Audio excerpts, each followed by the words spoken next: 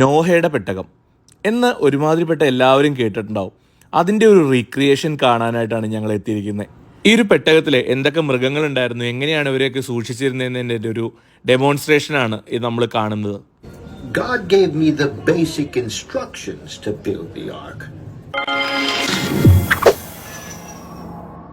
Kentucky സ്റ്റേറ്റിലെ വില്യംസ്റ്റൗണിലാണ് ഈ ഒരു നോഹാസ് ആർക്ക്, നോഹയുടെ പെട്ടകത്തിന്റെ റെപ്ലിക്ക സ്ഥിതി ചെയ്യുന്നത്. 2016 $100 മില്യൺ അതായത് 800 കോടി ഇന്ത്യൻ രൂപ മുടക്കി പണിതാണ് ഈ ഒരു നോഹാസ് ആർക്കിന്റെ റെപ്ലിക്ക. $60 ഒരാളുടെ എൻട്രി ഫീസ്. 17 വയസ്സ് വരെയുള്ളവർക്ക് $40, 10 വയസ്സ് താഴെയുള്ളവർക്ക് ഫ്രീയുമാണ്. അപ്പോൾ നമ്മൾ ടിക്കറ്റ് എടുത്ത് ഒരു ബസ്സിൽ കയറി വേണം ഈ ഒരു നോഹയുടെ പെട്ടകത്തിൻ്റെ അടുത്തേക്ക് എത്താനായിട്ട്. ഏകദേശം 1 കിലോമീറ്ററോളം ദൂരമുണ്ട് ടിക്കറ്റ് കൗണ്ടറിൽ നിന്നും.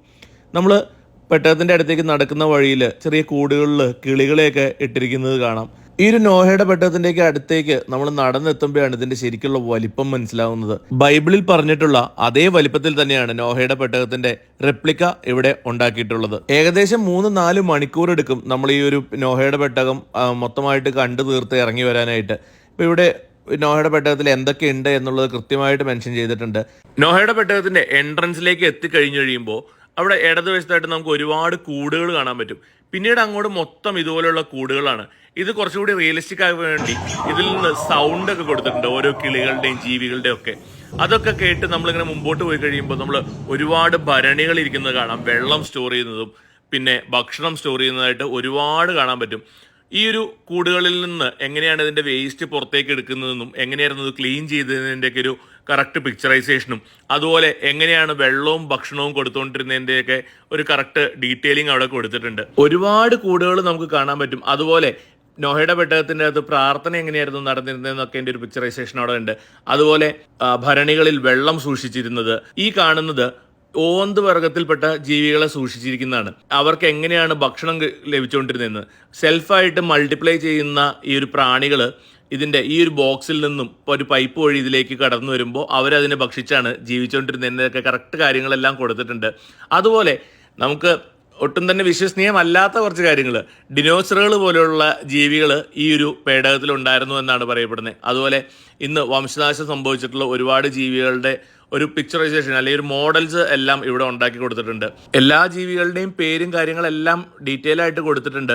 പക്ഷേ എന്തോ വിശ്വസനീയമായിട്ട് തോന്നാത്ത ഒരു രീതിയാണ് നമുക്കിത് കാണുമ്പോൾ തോന്നുന്നത്. കാരണം ജുറാസിക് പാർക്ക് സിനിമയിലൊക്കെ കണ്ടിട്ടുള്ള തരം ജീവികളൊക്കെയാണ് ഇവിടെ കൂട്ടിൽ കാണാൻ കഴിയുന്നത്. എന്തു തന്നെയാണെങ്കിലും ഇത് അറേഞ്ച് ചെയ്തിരിക്കുന്നത് വളരെയധികം ഭംഗിയിലാണ്.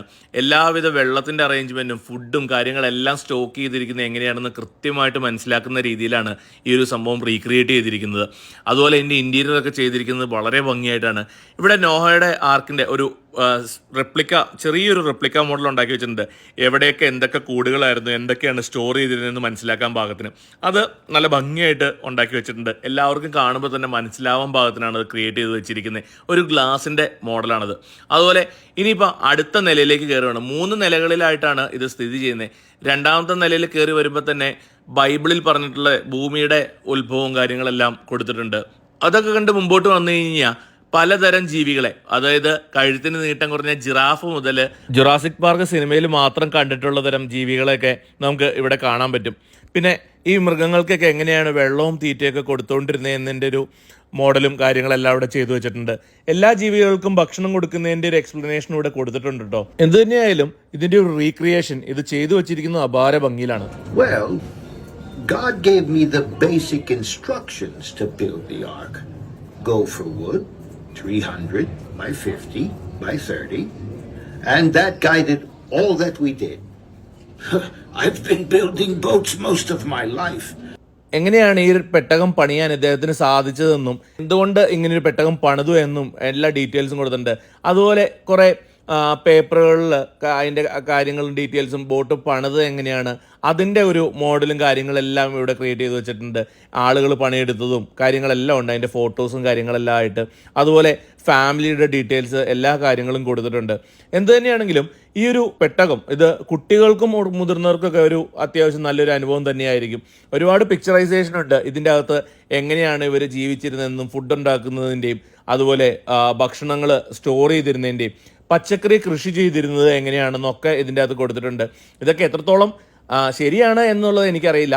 എല്ലാ നിലകളിലും നമ്മൾ വന്നു കഴിയുമ്പോൾ ഇതുപോലെയുള്ള കിളിക്കൂടുകളും കിളികളെയും നമുക്ക് അതിൻ്റെ അകത്ത് കാണാം. അതുപോലെ അവരുടെ ശബ്ദങ്ങളും എല്ലാം റിയലിസ്റ്റിക് ആയിട്ട് ചെയ്തു വെച്ചിട്ടുണ്ട്. അതുപോലെ ഇതിന് കൂടുതൽ ഇമ്പോർട്ടൻസ് കൊടുക്കുന്നത് ബൈബിളിലെ വചനങ്ങളും ബൈബിളിലെ കാര്യങ്ങളെല്ലാം അതുപോലെ തന്നെ കൊടുക്കുക, അതിൻ്റെ പ്രസൻറ്റേഷൻസ് ഒരു ഭാഗത്ത് കൊടുക്കുക, ഇതെല്ലാമാണ് ചെയ്തിരിക്കുന്നത്. അതുപോലെ എന്നാണ് ഈ ഒരു ഫ്ലഡ് ഉണ്ടായത്, എത്ര നാള് ഈ ഒരു ഫ്ലഡ് നീണ്ടു നിന്നു, എങ്ങനെയാണ് ഇവർ ഇതിൽ കഴിഞ്ഞത് എന്നതിൻ്റെയൊക്കെ ഒരു പിക്ചറൈസേഷൻ ഇവിടെ കൊടുത്തിട്ടുണ്ട്. അതുപോലെ ഏകദേശം 1 വർഷം ഈ ഫ്ലഡ് നീണ്ടു നിന്നു, 1 വർഷത്തിന് ശേഷമാണ് ഇവർ വീണ്ടും ഭൂമിയിൽ കാലുകുത്തിയെന്നൊക്കെ ഇതിൻ്റെ അത് പറയുന്നുണ്ട്. ഇവിടെ ഒരുപാട് പിക്ചേഴ്സും കാര്യങ്ങളെല്ലാം ഉണ്ടാക്കി ഒരു ബൈബിളിൻ്റെ അടിസ്ഥാനമാക്കിയാണ് ഈ ഒരു സംഭവം ക്രിയേറ്റ് ചെയ്തിരിക്കുന്നത്. ഏതായാലും ഇത് നിർമ്മിച്ചിരിക്കുന്നത് വളരെയധികം ഭംഗിയിലാണ്, വളരെയധികം എഫേർട്ട് എടുത്ത് ഒരുപാട് പൈസ ചിലവൊക്കെയാണ് ഇത് ഉണ്ടാക്കിയിരിക്കുന്നത്. ഇവിടെ നമ്മൾ താഴത്തേക്ക് എത്തിക്കഴിയുമ്പോൾ ഒരു സുവനീർ ഷോപ്പും കാര്യങ്ങളെല്ലാം ഉണ്ട്, നമുക്ക് വേണ്ട സുവനീർസ് ഇവിടുന്ന് വാങ്ങാം. അതുപോലെ ഇതൊരു മസ്റ്റ് വിസിറ്റ് പ്ലേസ് എന്ന് ഞാൻ പറയില്ല, വേണമെങ്കിൽ താല്പര്യമുള്ളവർക്ക് ഒന്ന് പോയി നോക്കാം. അതുപോലെ ഇവിടെ ഒരു ബൊഫേ ഉണ്ട്, അത് അത്യാവശ്യം വെർത്താണ്. $19 അത്യാവശ്യം നല്ല രീതിയിൽ വെറൈറ്റി ഫുഡ് കഴിക്കാം. അപ്പോൾ എന്തായാലും അടുത്തൊരു വീഡിയോ ആയിട്ട് പിന്നെ കാണാം. അതുവരേക്കും ബൈ.